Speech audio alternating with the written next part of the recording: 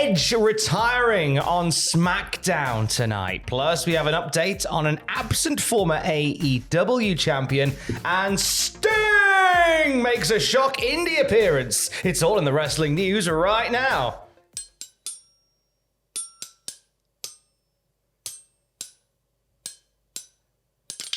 Close enough.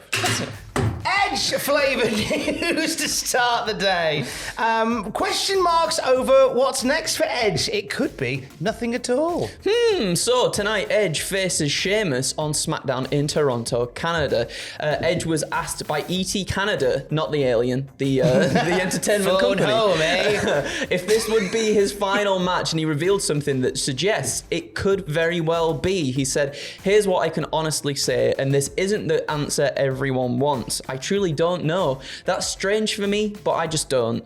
This is the last match on my current contract. I probably won't know until I get to the locker room that night and decompress. I'm going to be 50 in October. It's not easy anymore. Before, what I used to take for granted to be able to do, now there is a process and a fallout. There's a lot. It's a dream gig, but it's getting really hard." I want to look like Edge when I'm 50. Oh my goodness. Jeez. He's just a ruggedly handsome man. God, and just in tip-top form as well. He It's is, amazing. yeah. His shape is phenomenal. So a lot of people speculating. He kind of intimated last year that when this time rolled around, he would want to have a swan song in Toronto. And what with this being the last match on his current WWE contract, this could be where it happens. Now, the proof is in the pudding on this one, and let's not get lost too much in the detail. It's the last match on his contract. Doesn't necessarily mean that his contract is expiring. It could be a Legends-style deal. Okay. Therefore, like, he'll have his last match, but still stay contracted to WWE for the time being. It could also be a case that a new contract is drawn up that puts him down for another 10 matches. But certainly at time of recording, on the contract that Edge has, this is his last match. And it's up to Edge as to whether or not he finishes out his career in WWE, or maybe he considers pastures a little bit new. Perhaps, yes. In an unrelated note, here he is hanging out with Dax Harwood from AEW just the other day. Corner is All Elite. Well, they're mates, aren't they? That's Yeah, what it is. I'm only Yeah, being- he's only tugging you, well, whatever you However, want to have tugged. There is a license and a reason for a good tugging here. Yes. Because, obviously, the one missing piece in Edge's sort of farewell is a match with Christian Yeah. by his side. Yeah, definitely. Edge and Christian, two best friends, brothers, some might even say. Some might even say they are brothers. Having maybe sort of like having their careers come to an end together in perhaps like one final tag team run or something. It would be a nice way for Edge and Christian and also the Hardys to kind of like close those chapters together. That's a nice idea, but obviously 2/3 of that story are under Tony Khan's administration. And I think Tony's going to go, "No, we gave you Regal. You ain't having them as well."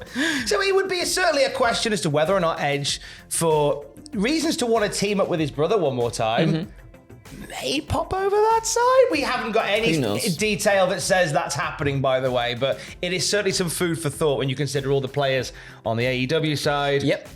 And on the WWE side, we were speculating on what his name would be if that were to happen in the office upstairs. Corner was one that came out. Oh, of course. Yes. Rounded side. board. Rounded Cliff. Funny enough, Aidan Gibbons, the Cultaholic.com tribal editor-in-chief, suggested Cliff. I like that one, Aidan. That's a great shout. Cliff right there. Hardcastle. I like it. Sexton Cliff. Let us know your new names for Edge in the comments down there. Meanwhile, in the AEW camp, possibly an update on a returning former champ. Yeah, this comes from Fightful Select, and they said Jade Cargill was at the August 9th episode of AEW Dynamite. She is still under contract with All Elite Wrestling and has been taking some planned time off from the company. She was very much enjoying her break from wrestling, it seemed, online, almost to the point where she went, I don't know if I'm in a mad rush to do all that again. Yeah, 'cause all the responses and stuff on Twitter to fans and everything. We haven't seen her since she lost the TBS Championship to Jade Cargill. That was in May as well, so that's a fair while ago at this point. But hey, if she's enjoying her time off, she's enjoying her time off. There's been some other interesting backstage appearances for AEW in the last week or so, according to Fightful. They say that Summer Rae was there on Wednesday. She's expressed previously some interest in making some appearances for the company. CJ Perry, aka Lana, was visiting. She and Mira have a home near where the venue was in Nashville. Plus, and I'm very excited about this, former WCW World Champion David Arquette was backstage at Dynamite TE on Wednesday. Keeping all those horror people in check, Mr. David Arquette. One for the horror genre. True, they missed a trick there by having such a showcase of the Texas Chainsaw Massacre. Different franchises. Maybe we'll see a Scream thing down the line. That might be a nice idea. But speaking of said Leatherface-based goodness, we did see the Texas Chainsaw Massacre match on Wednesday, and it's divided people who've gone, what is that? And what is that? Essentially. Bit of silliness. We know who was behind the mask now, don't we? We do. This comes from Fightful Select also, and they say Dean Alexander played the role of Leatherface for the event. Now, Alexander has been wrestling for All Elite Wrestling for about 2.5 years, first appearing at the March 2021 AEW Dark Tapings.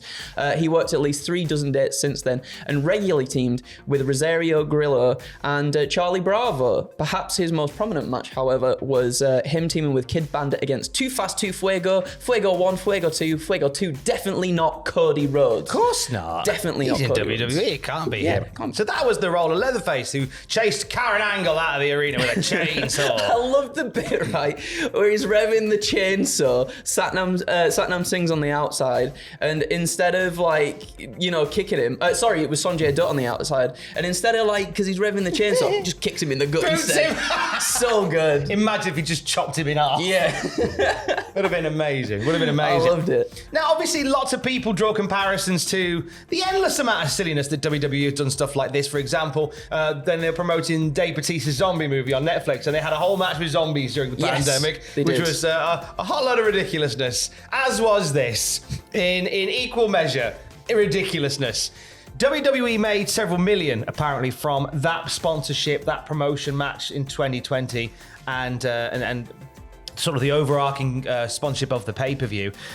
It was revealed by the Wrestling Observer that AEW got $100,000 in sponsorships for the Texas Chainsaw Massacre match. Tony Khan donated that money to food banks in support of those affected by the Maui wildfires. So money was made from it, and it went to a good cause. Kudos. I think that's a wonderful thing to do. That is nice to hear. It is a nice story. Here's a nice story. You go along to an indie show, just expecting to see some friends and some wrestlers that you know locally, and all of a sudden, it's Sting!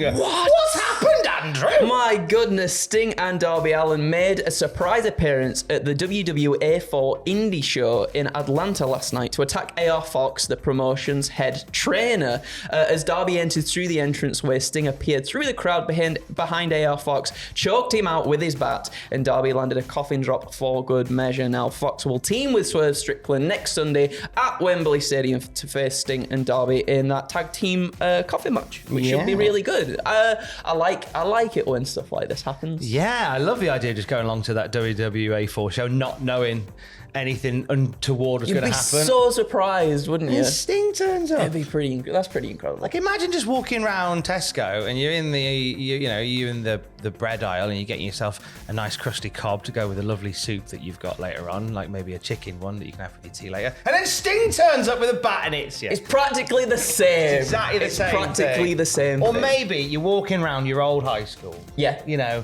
Many memories, many happy friends made there, and there was, a girl that you dated there or a boy that you dated there many years ago and you haven't seen them in a long time, and all of a sudden across the corridor you can see a similar face, and you think, is that them after all these years? Wow, they look good. And then Sting turns up and hits you with a bat. Exact same thing again. The same. He might go to prison for hitting a child in a school, but hey, it's the exact same thing as we've just read there. Exact same thing. Right, on Twitch this afternoon, about lunchtime, 12:30ish BST, I've got to get this monkey off my back. Is this the Royal Rumble thing? Is this the little thing you have been chasing? Yeah, so the challenge is the Royal Rumble mode on 2K23, on Legend mode, Ooh-wee. playing as British Bulldog, entering at number 1, winning the whole thing. We played for 3.5 hours on Monday. Couldn't get it done. And we'll play for 5.5 more today. It might be 5 hours today. It might be a long stream. Make a lovely cup of tea and join me about 12:30 British summertime for that one. Anything you want to shout about? No, have a lovely weekend. We'll probably see you again at some point today, but have a lovely weekend regardless anyway. And we'll have more wrestling news throughout the day at cultaholic.com. Kiss, kiss. I love you. Bye.